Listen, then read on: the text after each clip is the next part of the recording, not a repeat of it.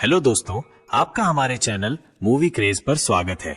आज हम जिस मूवी को एक्सप्लेन करने जा रहे हैं उस मूवी का नाम है कंपेनियन, जो कि 2025 में रिलीज हुई है। हम इस मूवी में देखने वाले हैं कि इंसान अपने लालच के लिए किस हद तक जा सकता है, कैसे एक इंसान पैसों के लिए मशीन बन सकता है और कैसे एक मशीन इंसान बन सकती है। मूवी की शुरुआत में हम आयरिस नाम की एक लड़की को देखते हैं जो कि हमें ये कहानी सुना रही होती है।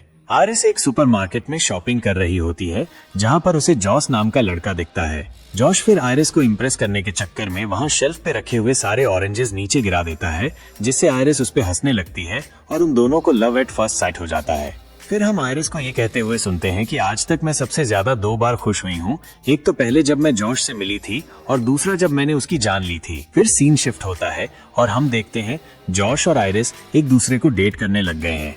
फिर हम देखते हैं कि जॉश और आयरिस एक साथ जॉश के दोस्तों से मिलने एक लेक हाउस पर जा रहे होते हैं, पर आयरिस यहाँ थोड़ी नर्वस होती है क्योंकि जॉश की दोस्त कैट उससे नाखुश रहती थी, पर जॉश उसे समझाता है। जब वो उस लेक हाउस पर पहुँचते हैं तब उन्हें वहाँ पर कैट मिलती है, पर कैट आयरिस से कुछ खास बात नहीं करती। फिर उन्हें वहाँ पर पैट्रिक मिलता है जो कि किचन में काम कर रहा होता है। उसके बाद उन्हें इलाई और कैट का बॉयफ्रेंड सर्गे मिलते हैं। यहाँ पर सर्गे की आयरिस पर बुरी नजर होती है। उसके बाद जब आयरिस अपने कमरे में जाती है और अपने बैग से जॉश और अपने कपड़े निकाल रही होती है, तब हमें वहाँ पर एक पेन ड्राइव दिखाई देती है। फिर सब दोस्त मिलकर एक साथ ड्रिंक करने बैठते हैं, जहाँ पर पैट्रिक सबको बताता है कि वो इलाई से कैसे मिला। आयरिस भी सबको अपनी और जॉश की पहली मुलाकात के बारे में बताती है। फिर हम रात में देखते हैं कि आयरिस और कैट एक साथ बात कर रहे होते हैं, जहां पर कैट आयरिस को बताती है कि सर्गे शादीशुदा है और वो सिर्फ उसकी गर्लफ्रेंड है जिसे वो जब चाहे तब यूज करता है। फिर हम देखते हैं कि इलाई सॉन्ग्स ऑन कर देता है और सब एक साथ डांस करने लगते हैं। कैट और जॉश को एक साथ डांस करते हुए देखकर आयरिस को जलन होने लगती है और वो जॉश को अपने पास खींच लेती है। फिर अगले सीन में हम देखते हैं कि जॉश और आयरिस एक साथ इंटीमेट होते हैं। आयरिस सोते वक्त जॉश से बात करने की कोशिश करती है, पर जॉश उसे गुड नाइट बोलकर सो जाता है। अगले दिन सुबह जॉश और आयरिस घर के बगल वाले तालाब के पास जाने वाले होते हैं, पर जॉश तब तक तैयार नहीं हुआ था, इसलिए वो आयरिस को आगे जाने के लिए कहता है। आयरिस के जाने के बाद वो वही पेन ड्राइव निकलता है और एक डिवाइस से कनेक्ट करता है। जब आयरिस लेक के पास जाती है तब वो अपने पॉकेट को चेक करती है, तब उसे उसमें एक चाकू मिलता है, पर वो ये समझ नहीं पाती कि वो उसके पास कैसे आया। फिर वो वहाँ से जाने लगती है, तभी उसके पीछे सर्गे आ जाता है जो उसे वहाँ रुकने की रिक्वेस्ट करता है और आयरिस रुक जाती है। सर्गे फिर आयरिस को अपनी पीठ पर सनस्क्रीन लगाने के लिए रिक्वेस्ट करता है, पर जब आयरिस उसे सनस्क्रीन लगा रही होती है तब सर्गे उसका हाथ पकड़ लेता है और उसके साथ जबरदस्ती करने लगता है।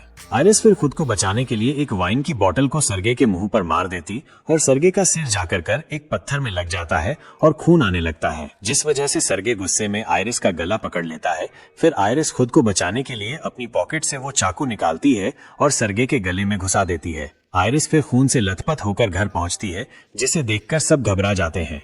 आयरिस जॉश को हड़बड़ी में समझाने की कोशिश करती है। आयरिस कहती है कि वो डर गई थी कि वो तुमसे दोबारा नहीं मिल सकेगी।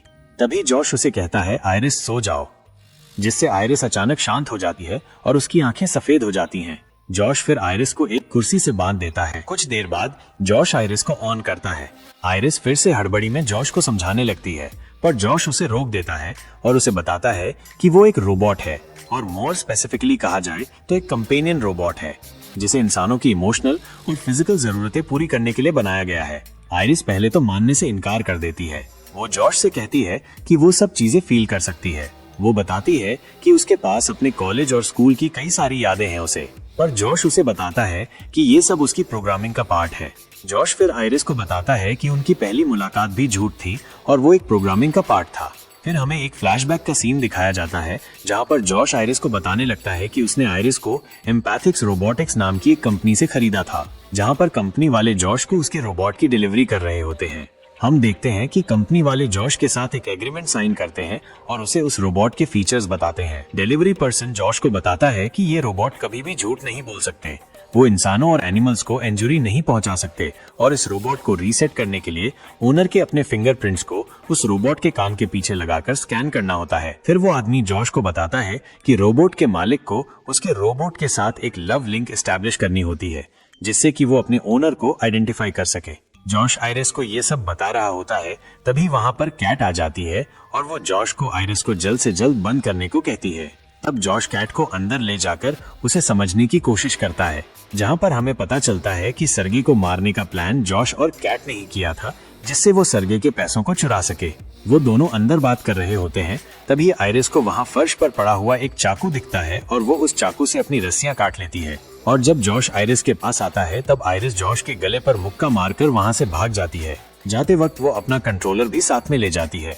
जब आयरिस वहाँ से भाग रही होती है तो पैट्रिक उसे देख लेता है और वो इलाई को बताने की कोशिश करता है, पर इलाई उसे इग्नोर कर देता है। फिर आयरिस भागते हुए एक जंगल में चली जाती है। जंगल में पहुंचने के बाद आयरिस उस कंट्रोलर से अपनी इंटेलिजेंस लेवल को 40% से 100% कर देती है। फिर जॉश और कैट अपना प्लान इलाई को बताते हैं। जॉश इलाई को वो पेन ड्राइव दिखाता है जिससे जॉश ने आयरिस के सॉफ्टवेयर को जेल ब्रेक करके उसके प्रोग्रामिंग में चेंजेस किए थे और उसकी पॉकेट में वो चाकू रखा था जिसकी वजह से उसने सर्गे को मार डाला। यहाँ पर इलाई पहले तो उन दोनों का साथ देने से मना कर देता है, पर जॉश उसे समझाता है कि सर्गे एक बुरा आदमी था। वो चाइल्ड ट्रैफिकिंग और ड्रग स्मगलिंग से पैसा कमाता था और कैट को भी वो परेशान करता था और जिसे मारकर उन्होंने कुछ गलत काम किया है। जॉश फिर उसे पैसों का लालच देता है। तब इलाई उनकी मदद करने को राजी हो जाता है। फिर वो सब मिलके सर्गे के लॉकर के पास जाते हैं और कैट उस लॉकर को अनलॉक करती है जिसमें $12 मिलियन रखे होते हैं और वो सब डिसाइड करते हैं कि वो उन पैसों को आपस में 3 हिस्सों में बांट लेंगे। उसी दौरान हमें ये भी पता चलता है कि पैट्रिक भी एक कंपेनियन रोबोट है। इलाई फिर लॉकर से बंदूक उठा लेता है। फिर वो दो के ग्रुप में आयरिस को जंगल में ढूंढने के लिए जाते हैं। फिर हम आयरिस को देखते हैं जो कि सोच रही होती है कि वो इस जंगल से कैसे निकले। पहले तो वो सोचती है कि वो हाईवे पे जाकर किसी से लिफ्ट मांगे, पर उसके कपड़ों पर खून लगा होने की वजह से वो समझ पाती है कि उसकी कोई मदद नहीं करेगा। फिर वो सोचती है कि भागते हुए इस जंगल से बाहर निकले, पर जॉश उसे पकड़ लेगा।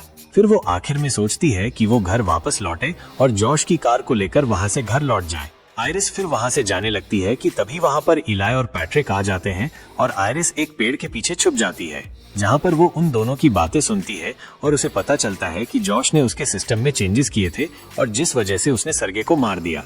फिर हम पैट्रिक और इलाई की बातें सुनते हैं, जहाँ पर पैट्रिक इलाई को बताता है कैसे वो दोनों एक हैलोवीन पार्टी में मिले थे और वो इलाई को कहता है कि वो उससे बहुत प्यार करता है, पर इलाई उसे कहता है कि वो एक रोबोट से प्यार नहीं कर सकता। और तभी इलाई को आयरिस के वहाँ होने की भनक लग जाती है और वो गोली चलाने लगता है और उसके पीछे जाने लगता है। गोली की आवाज सुनकर जॉश और कैट भी वहाँ पर आने लगते हैं। इलाई आयरिस को नीचे गिरा देता है और उन दोनों के बीच में हाथापाई होने लगती है, जिसमें इलाई को गोली लग जाती है और उसकी मौत हो जाती है। तभी वहाँ पर जॉश और कैट आ जाते हैं। फिर आयरिस वहाँ से भागने लगती है और जॉश की सेल्फ ड्राइविंग कार में बैठ जाती है, पर आयरिस को रोकने की कोशिश में जॉश का हाथ दरवाजे में अटक जाता है और उसे चोट लग जाती है। आयरिस फिर खुद को कार के अंदर लॉक कर लेती है। वो जॉश की कार को ऑन करने की कोशिश करती है, पर वो सिर्फ जॉश की वॉइस से स्टार्ट हो सकती थी। फिर जॉश एक पत्थर को लेकर कार का शीशा तोड़ने की कोशिश करता है, पर आयरिस अपनी आवाज को जॉश के जैसा करती है, जिससे कार स्टार्ट हो जाती और जाते वक्त वो जॉश का पैर कुचल देती है। जॉश फिर घर के अंदर आता है और पुलिस में अपनी कार चोरी होने की कंप्लेंट दर्ज करता है। फिर हम देखते हैं कि जॉश की कार में एक वार्निंग शो होने लगती है कि ये गाड़ी चोरी हो गई है और उसकी गाड़ी रोड के साइड पर आकर रुक जाती है और लॉक हो जाती है।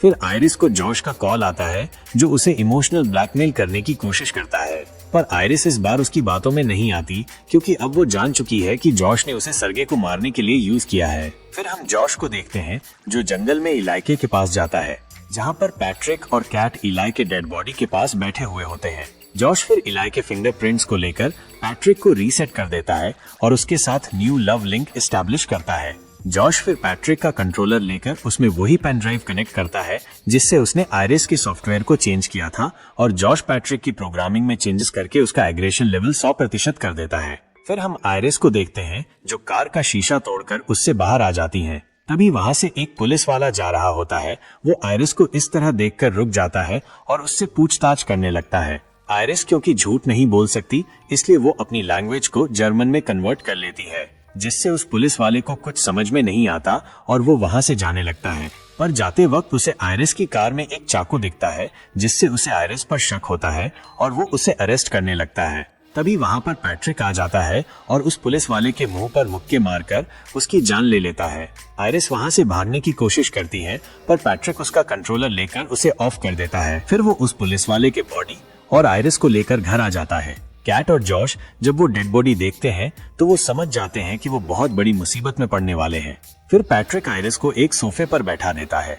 फिर कैट हड़बड़ी में अपना हिस्सा लेके वहाँ से जाने की तैयारी करने लगती है। वो इन सारी चीजों के लिए जॉश को दोष देने लगती है। वो जॉश को बताती है कि वो अब इन सब चीजों में नहीं पड़ना चाहती और वहाँ से जाने लगती है। जॉश उसे रोकने की और समझाने की कोशिश करता है पर वो नहीं रुकती।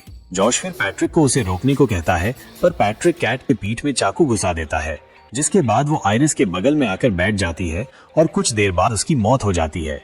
फिर वो कैट की, उस पुलिस वाले की और एलाई की डेड बॉडी को जंगल में एक जगह पर फेंक देते हैं। रात में जॉश आयरिस के साथ एक डिनर डेट अरेंज करता है। जॉश फिर आयरिस को चेयर से लॉक करके उसे ऑन कर देता है।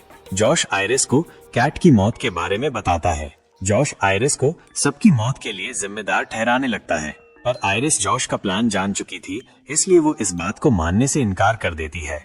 आयरिस जॉश को बताती है कि ये सब उसके लालच की वजह से हुआ है। आयरिस का ये रिप्लाई सुनकर जॉश का ईगो हर्ट हो जाता है और वो आयरिस का इंटेलिजेंस लेवल 0% कर देता है। फिर जॉश आयरिस को अपना हाथ आगे करने के लिए कहता है और उसके नीचे जलती हुई कैंडल रख देता है, जिससे आयरिस का हाथ जलने लगता है। जॉश फिर एम्पैथिक्स कंपनी में कॉल करके आयरिस में खराबी होने की कंप्लेंट करता है। फिर जॉश आयरिस को एक बंदूक देकर उसे अपने आप को गोली मारने के लिए कहता है। आयरिस फिर खुद को गोली मार लेती है, जिससे वो बंद हो जाती है। फिर कंपनी से 2 टेक्नीशियन सीड और टेडी आयरिस को कंपनी में वापस ले जाने के लिए आते हैं। जॉश उन्हें कुछ अलग ही कहानी बताता है कि ये सब कैसे हुआ। पैट्रिक वहाँ पर पुलिस वाले के कपड़े पहनकर खड़ा होता है। सीड को पहले तो पैट्रिक पर डाउट आता है, पर जॉश उसे डाइवर्ट कर देता है। टेडी आयरिस से उनका डायग्नोसिस डिवाइस कनेक्ट करने की कोशिश करता है, पर वो कनेक्ट नहीं हो पाता। फिर टेडी और सीड आयरिस को लेकर वहाँ से जाने लगते हैं। सीड जाते वक्त जॉश को बताता है कि वो आयरिस के CCTV फुटेज को चेक कर सकते हैं, जो कि एक फ्रॉड प्रिवेंशन प्रोटोकॉल होता है, जिससे वो फ्रॉड्स को रोक सकें या फिर उस रोबोट में क्या खराबी है ये पता कर सके। जिसे सुनकर जॉश घबरा जाता है। टेडी उनकी वैन में आयरिस को रिबूट पर लगा देता है और वो वहाँ से जाने लगते हैं। फिर उन दोनों के चले जाने के बाद जॉश पैट्रिक को उनके पीछे भेजता है। उन दोनों के थोड़ा आगे जाने के बाद पैट्रिक उनके रोड के बीच में आकर खड़ा हो जाता है, जिस वजह से वो रुक जाते हैं। पैट्रिक फिर सिड को गोली मार देता है, पर टेडी वहाँ से भागकर जंगल में चला जाता है। टेडी फिर भागते हुए उन लाशों के ढेर पर गिर जाता है और पैट्रिक उसे पकड़ लेता है। तब तक आयरिस खुद को रिबूट कर लेती है। पैट्रिक टेडी को मारने ही वाला होता है, तभी वहाँ आयरिस आ जाती है। आयरिस पैट्रिक को याद दिलाती है कि वो इलाई से प्यार करता है, जिससे कि पैट्रिक शांत हो जाता है और उसे अपने किए का दुख होने लगता है और वो खुद की जान ले लेता है। टेडी आयरिस को अपनी जान बचाने के लिए थैंक यू कहता है और आयरिस उससे एक मदद मांगती है। फिर हम जॉश को देखते हैं, जो पैट्रिक का इंतजार कर रहा होता है। उसे बाहर से एक आवाज आती है और उसे लगता है कि पैट्रिक आ गया, पर जब जॉश देखने जाता है तब उसके सामने आयरिस आ जाती है। आयरिस उसे बताती है कि टेडी ने उसे अपनी पूरी आजादी दे दी है। जॉश फिर आयरिस पर हमला कर देता है और उन दोनों में हाथापाई होने लगती है। आखिर में जब जॉश आयरिस पर गोली चलाने वाला होता है तो वो आयरिस से उसकी आखिरी इच्छा पूछता है, जिस पर आयरिस कहती है जॉश सो जाओ, और वो जॉश के सिर में एक इलेक्ट्रिक कॉर्कस्क्रू घुसा देती है, जिससे जॉश की मौत हो जाती है। मूवी के आखिर में हम देखते हैं कि आयरिस अपनी जली हुई स्किन को निकाल देती है, जिससे उसका लोहे का हाथ दिखने लगता है। फिर वो वहाँ से सरगे के पैसे लेकर चली जाती है। जाते वक्त उसे उसके जैसी ही दिखने वाली एक रोबोट दिखती है, जिसकी तरफ देखकर आयरिस स्माइल करती है और हाय करती है, जिससे वो रोबोट कंफ्यूज हो जाती है और ये मूवी यहीं पर खत्म हो जाती है। तो आपको ये मूवी कैसी लगी, प्लीज हमें कमेंट बॉक्स में जरूर बताएं। आपको अगला वीडियो किस मूवी पर चाहिए ये भी हमें जरूर बताएं। अगर आपको वीडियो पसंद आया है तो वीडियो को लाइक करो, शेयर करो और चैनल को सब्सक्राइब करो। धन्यवाद।